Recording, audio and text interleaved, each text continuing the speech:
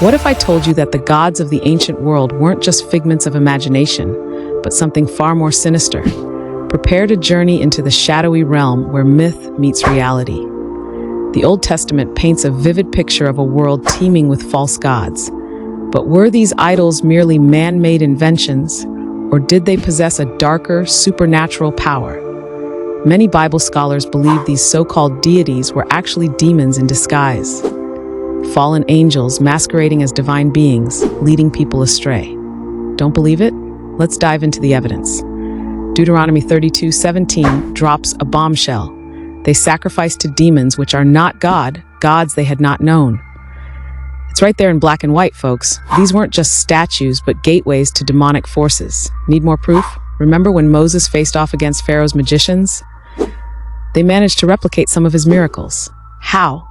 Many believe it was through demonic power. These weren't just party tricks, but manifestations of real otherworldly entities. Let's meet some of these false gods. There's Ashtoreth, the Canaanite goddess of fertility. Even wise King Solomon fell under her spell.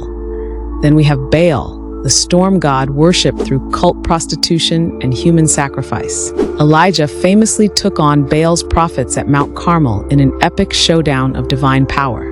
Don't forget Chemosh, the Moabite god associated with brutal rites.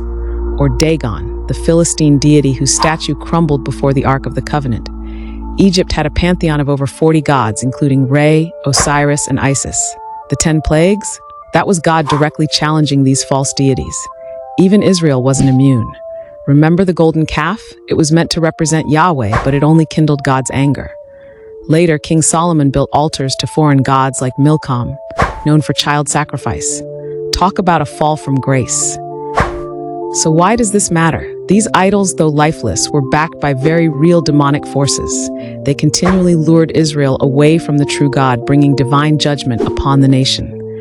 It's a stark reminder of the spiritual warfare that rages behind the scenes of human history. So next time you hear about ancient gods, remember, there might be more to the story than meets the eye. The battle between good and evil, God and demons have been waging war since the dawn of time, and it's still happening today, hidden in plain sight. Lady Janice asks you, are you a believer in God? If not, become one. Time is closing. I send a shout of love to each of you and to our amazing King Jesus.